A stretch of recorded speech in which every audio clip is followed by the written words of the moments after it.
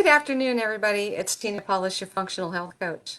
Today, we are going to talk about brain symptoms and what part of the brain may be being affected and some things that you can do for those. So let's get started, shall we? One of the things that happens in mold illness is brain inflammation, and that is where most of our symptoms come from. So by learning how a healthy brain is supposed to work, you can get a better understanding of why things break down and what to look for in your own behavior and symptoms. The brain is the most complex tissue in all of the human body. It weighs about 3 pounds. It is most oxygen demanding, and it uses up to 30% of the body's glucose supply to function. It allows us to sense our environment, move with purpose, feel emotions and interpret them, operate all of our bodily functions 24 hours a day with no conscious effort, think, and ultimately become who we are with our various personality traits, habits, and quirks. The brain is divided into different lobes or sections, and if you can become familiar with basic function of each lobe, you will have a better understanding of your own brain function. I will give you a quick review of each major lobe and what symptoms and signs you may develop if it's not working well. So let's start with the frontal lobe. The frontal lobe is also called the cortex. It is the largest lobe, and it's located directly behind your forehead and stretches between your temples. Much of our personality and who we are stems from this part of the brain. It is the part that allows us to function in society well because it's the part that's involved in our ability to reason and suppress impulses. This frontal lobe also governs emotional drive, motivation, and planning. It's also responsible for activating muscles with fine motor coordination like handwriting.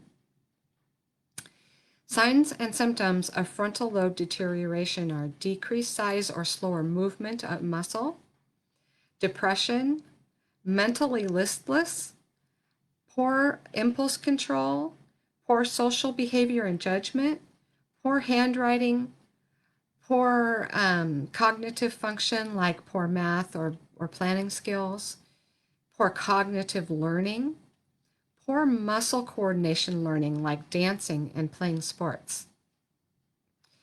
Now let's talk about the temporal lobe. The temporal lobes are located on either side of the brain above the ears and are responsible for hearing, speech, memory, emotional responses, and distinguishing smells. The temporal lobes are critical for interpreting sound, especially when other noise is present.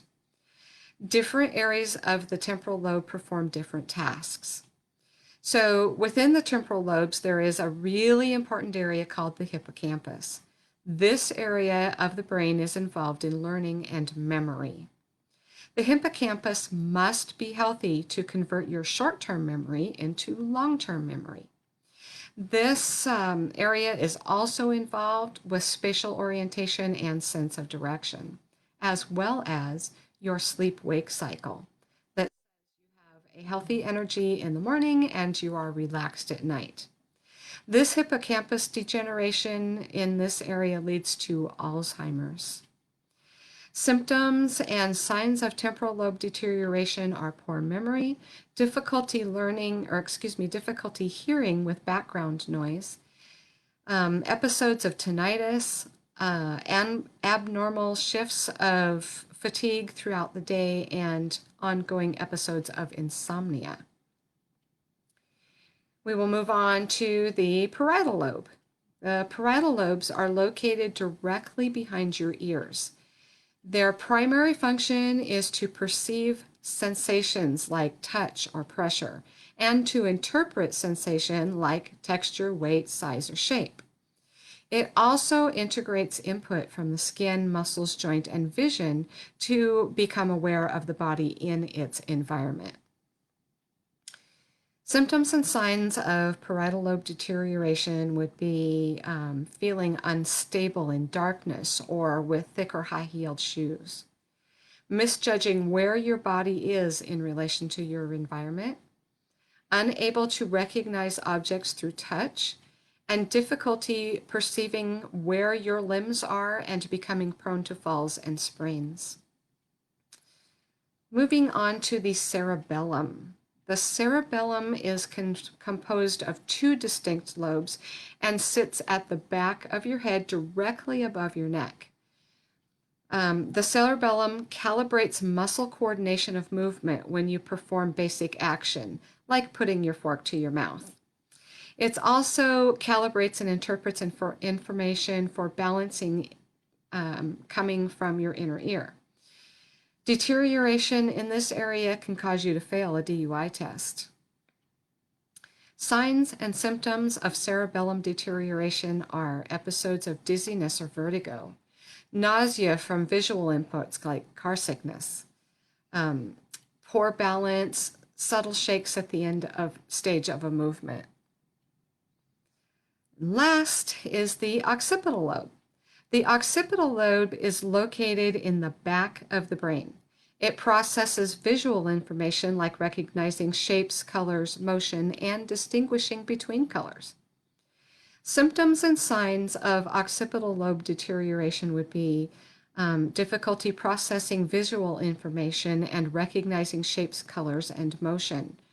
Visual hallucinations like flashes, visual floaters, visual persistence or reoccurrence of a visual image after it has been removed. In adults, these symptoms mean deterioration or inflammation in those areas of the brain. In children, they can indicate brain development delay in those areas. You may have many of those symptoms if your overall brain is not functioning as with mold illness, or you may have only a few symptoms, but you are having issues with overall brain endurance. So some things that you should be sure you're doing to make sure that to help your brain in these areas would be to keep your blood sugar regulated, getting enough oxygen and stimulation. And by stimulation, I mean physical stimulation as well as mental stimulation. Also, work on inflammation, detox from your mycotoxins and other toxins, and make sure that your drainage areas are working properly. And I hope that this has helped you today. Please don't hesitate to let me know if you need help. Have a mold-free day, everybody. Thanks. Bye.